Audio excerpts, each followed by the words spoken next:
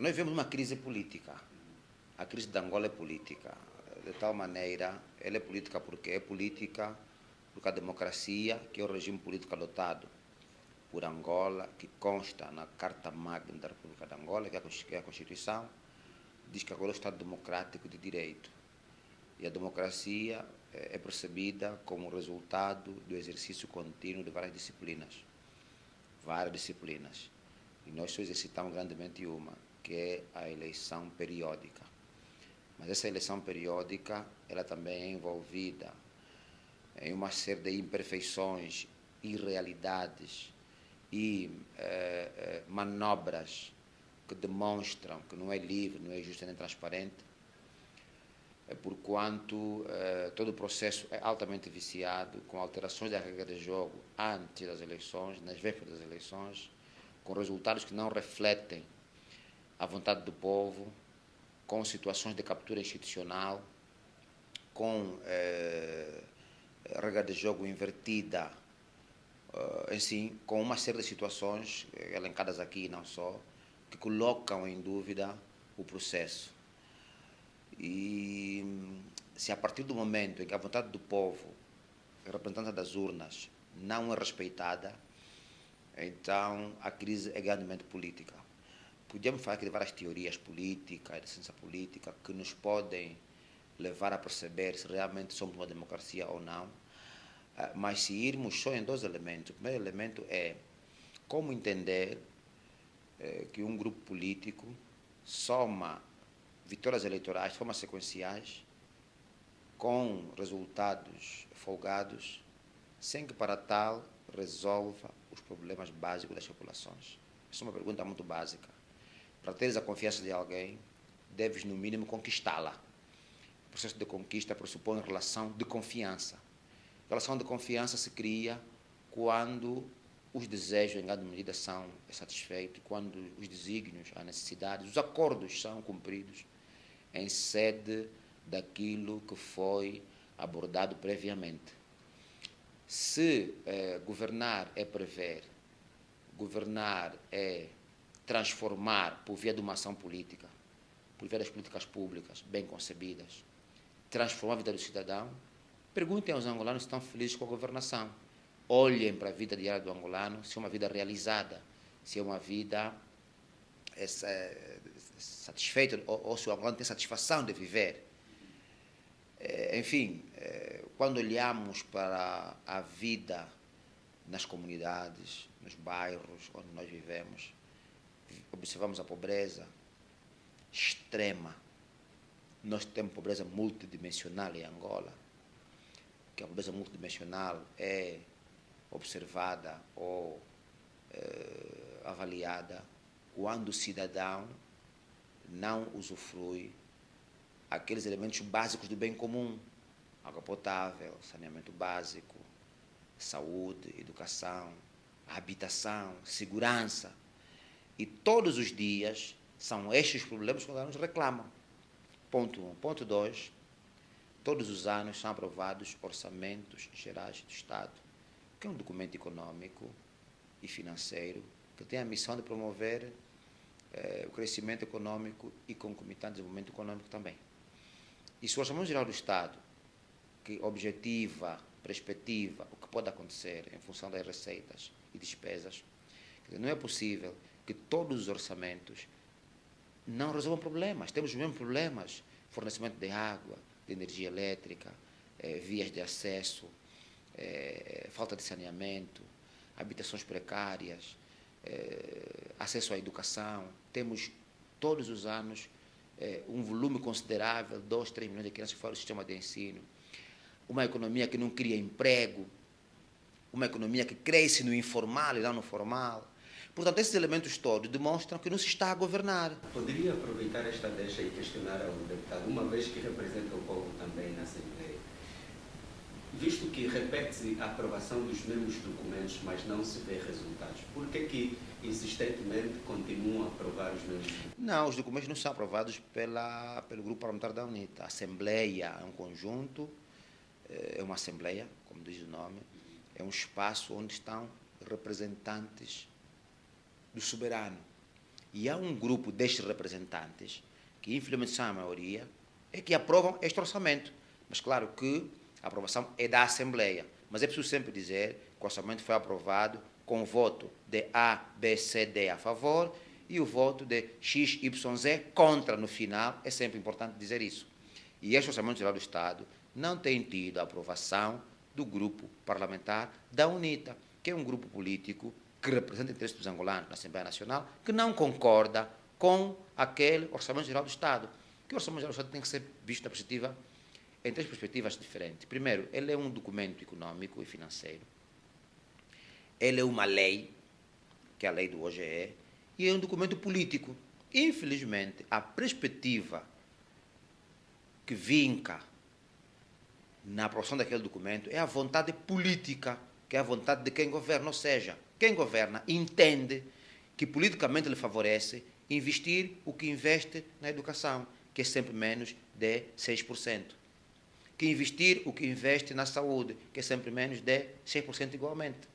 Investir o que investe na agricultura, que é sempre menos de 3%. Portanto, não é entendimento do grupo parlamentar da UNITA que 3%, 6% para a educação, a agricultura e saúde sejam suficientes para resolver ou ir resolvendo os problemas da saúde, educação, agricultura, setor primário, que é a agricultura, pesca e floresta, justiça distributiva, ok? Não é o entendimento do grupo parlamentar da UNITA. Logo, não é possível que se aprove um orçamento com um grande pendor político. Portanto, é normal que o grupo parlamentar da UNITA não aprove esse orçamento. E há nas democracias, questões em que se o orçamento não passa pela Assembleia, o governo cai. Ok? Há casos no mundo dessa natureza. Então, não é possível, permita-me, não é possível olhar para um orçamento que todos os anos tende para o mesmo ângulo. Aliás, o orçamento passa pela Assembleia para que colha opiniões, portanto, da Assembleia, onde estão os deputados, até porque na certificação do Estado, não é? Nós temos o órgão de soberania, que são 3, órgão de soberania melhor, o Executivo, o Legislativo e o Judiciário. O Executivo executa, o Legislativo legisla, faz as leis, fiscaliza e representa interesses públicos. Não é normal que grande parte dos deputados da Assembleia Nacional, de um grupo político, só fazem elogios a um orçamento do Executivo e não fazem críticas, nem têm coragem dessa maioria de dizer que isto está errado, que não vai dar certo, tendo em vista, tendo em conta vários exemplos do passado. Não é aceitável. Quer dizer, só mesmo uma maioria. Portanto, uma maioria capturada pelo Executivo. Portanto, nós temos instituições capturadas que dão espaço de manobra a um grupo político, na condição de Executivo, de fazer tudo o que lhe apetece. Portanto, é preciso, para salvar Angola, resgatar as instituições, por um lado, e deixa-me começar a terminar. Temos de fazer um pacto de Estado, que é um pacto geral, numa agenda de consenso nacional, ou um pacto de regime entre as elites, para que seja possível o que os irmãos do MPLA percebem da educação, o grupo parlamentar da UNITA perceba da educação, o Bloco Democrático perceba da educação, a mesma coisa, claro, o PRAJA, o PRS, o PH e a FNLA percebam a mesma coisa. O que se passa é que, na maior parte das vezes, aliás, esse orçamento é sempre aprovado pelo MPLA, que tem a maioria, pela FNLA, pelo PRS, na maior parte das vezes ou votam a favor ou abstenção, salvo o meu entendimento, e agora pelo PH, que pela segunda vez votou favoravelmente ao Orçamento Geral do Estado. Então, estes que votam a favor têm que ter o mesmo entendimento que a vasta maioria dos angolanos. O que se passa é que a vasta maioria dos angolanos percebe uma coisa e os que votam favoravelmente percebem outra. O que acontece é que a vasta maioria é que é direcionada ao orçamento, não se beneficia, e o pequeno grupo, portanto, com a sua maioria, leva vantagem no que ao OGE diz respeito. E para terminar essa abordagem, dizer que se por via do OGE se prevê a redução de problemas, depois de aprovar os problemas nunca são resolvidos, então não se está a governar. Governar é prever, governar é transformar vidas, governar é realizar a vida do cidadão. Se o angolano não se sente realizado, então não se está a governar. Eu ia mesmo questionar, enquanto permanecer este grupo, a maioria dos deputados que aprovam sempre os mesmos OGE, as coisas não mudam em Angola? Infelizmente não, porque nós temos instituições capturadas e a teoria política nos ensina que o que se passa em Angola, os livros sobre ciência política, os estudos sobre ciência política, os institutos internacionais que estudam e avaliam a qualidade das democracias consideram Angola um Estado autocrático de autoritarismo competitivo. Essa é a característica do Estado que ostraciza, que maltrata, que captura, que vilipendia, que elimina, que anula. Está aí um Estado déspota, do ponto de vista mais prático, um Estado predador, um Estado que implanta o sofrimento público. E é visível, a pobreza extrema. E tem vários. Podíamos só estar aqui a falar daquilo que está errado, e é possível. Infelizmente, em Angola, são pouquíssimas as coisas que estão bem. E se tivéssemos mais coisas boas, de certeza que o que está mal nem seria visível. Como o que está mal é a maior parte das coisas, é o mais visível, e nós não temos outra hipótese. É falar daquilo que está mal. Parece que o slogan do MPLA, que era melhorar o que está bem e corrigir o que está mal, não está a acontecer. O que está mal é a maioria, e o que está bem, mesmo melhorado, não se verifica, porque é uma pequena coisa, que eu também não sei o que é.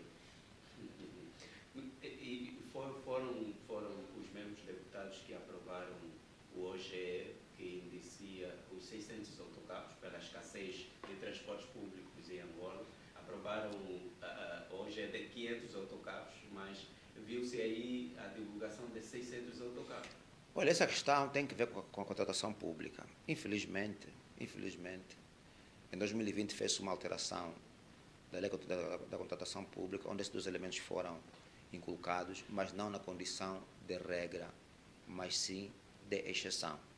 Ou seja, a contratação emergencial pressupõe determinados critérios. O termo emergencial significa que há uma necessidade emergencial e que obriga o titular do Poder Executivo ou quem estiver a governar a ter que ter uma ação de contratação emergencial, fora do qual, que não tem sido o nosso caso, e se porventura quem governa Angola numa questão de emergencial, então é mais fácil decretar o estado de sítio. E não é o caso, embora é o que se pretenda para se cercear, limitar liberdades, se reiniciar o país e se voltar a controlar como se controlou em 77, 93, e contra as tentativas de controle, como foi a questão do Monte Suma, em que por essa via os regimes se regeneram, eliminando aquelas pessoas que incomodam o regime e controlando a máquina, portanto, do regime. O que se passa em Angola é que o Sr. Presidente da República, infelizmente, perdeu o sentido de Estado, também não sei se algum dia teve, e decidiu fazer da exceção uma regra. Na boa governação, até porque a palavra boa governação é redundante, porque governar parte do princípio que é uma ação positiva. Quando você coloca boa governação é porque a situação está péssima, e nessa ordem de ideia, o Sr. Presidente da República entende que todas as vezes que deve fazer a contratação pública tem que ser pelos moldes da exceção, que é a emergencial ou a simplificada. Isto é um lado. O outro lado diz que na boa gestão, ou no âmbito da boa gestão, da transparência, ok? Da prestação de contas públicas, um gestor, sabendo que os recursos sempre são escassos e as necessidades ilimitadas, dizem as teorias econômicas, o melhor é buscar várias propostas. Ou seja, eu quero comprar 1 milhão de autocarros, 1000 autocarros, 500 autocarros. É uma política pública consagrada no Orçamento Geral do Estado. E atenção que revisita o Orçamento Geral do Estado para perceber o que realmente se passa. E ali, embora sendo deputado, tendo a missão de representar os cidadãos, mas também posso desafiar os cidadãos a fazer uma leitura pessoal do Orçamento Geral do Estado. Vamos publicar esta parte que fala sobre a contratação, portanto, a compra de autocarros, para perceberem como é que se fazem essas manobras. Mas o que eu quero deixar claro aqui é o seguinte, é que na boa gestão pública, é preciso que se eu quero comprar, por exemplo, 600 autocarros, ou qual for o número de autocarros, eu tenho que ir ao mundo do mercado dos autocarros e solicitar que todos aqueles que vendem autocarros, fabricam autocarros, me apresentem uma proposta de orçamento para 500 autocarros. O mundo econômico que vende esse tipo de meios vai aparecer e vai fazer várias propostas. Eu, governo, vou ver dentre todas propostas a proposta mais vantajosa. E só se consegue ver a proposta mais vantajosa no meio de várias. Quando eu sou eu a indicar que eu não quero proposta vantajosa, só quero esta, pressupõe falta de transparência. É o que se passa em Angola. Dito de outro modo, eu sou um pai de família. Quero comprar, portanto, uma televisão. E eu sei que existem várias lojas que vendem televisão. Uma TV plasma, sei lá. Vou dizer aos meus filhos, papai quer comprar uma televisão. Vão ao mercado fazer um levantamento da marca da televisão, da origem e os preços. Os filhos vão ao mercado, vão trazer, papai, eu trouxe a fatura desse mercado, eu trouxe a fatura daquela loja, eu trouxe a fatura daquela cantina, eu trouxe a fatura daquele supermercado. E eu vou avaliar, dentre as várias faturas, qual é aquela que se adequa à minha capacidade. Quando eu tiro essa possibilidade, no mínimo, tenho noção do custo e sei que não me vai prejudicar em nada. Que não é o nosso caso. O nosso caso é que o Sr. Presidente da República faz ações consequentes, recorrentes de contratação simplificada e ou emergencial, direcionada a grupos específicos da sua conveniência. Portanto, isso pressupõe corrupção, pressupõe compadrinho, pode pressupor também nepotismo, porque as pessoas que prestam esse serviço, do ponto de vista emergencial, são pessoas muito próximas ao Presidente da República. Isso pode se provar por via dos documentos que são publicados, por via das pesquisas que são publicadas. E, portanto, estamos a observar que, infelizmente, está-se a repetir o que aconteceu no tempo do Presidente Eduardo dos Santos, é que um grupo específico, uma espécie de acumulação primitiva do capital, 4.0, em que é um grupo específico que tem acesso à riqueza, que se enriquece de facto e se cria uma nova elite econômica. E até onde vai toda a minha ignorância, as elites econômicas não se criam. Elas estabelecem-se em função das oportunidades que o mercado competitivo cria. Há algumas exceções no mundo, em algumas economias, em que houve modelos de empoderamento de um grupo, mas que isso foi numa fase da história, não pode ser um processo recorrente. Okay? Portanto, o presidente Eduardo dos Santos teve a questão da acumulação privativa do capital, num momento identificado, num contexto identificado, que foi um erro, pode se justificar, tivemos que discutir, mas essa elite que foi criada ontem é a mesma que existe hoje. O que tem a acontecer? Estes, que já estão empoderados, têm que competir no mercado. Se surgirem outros, vai ser na medida que vão competindo com os que já existem. Não é eliminar uma, como estamos a observar, e se criar uma outra, até porque as elites não se criam por decreto. Muito bem, vamos então passar para o nosso último tema.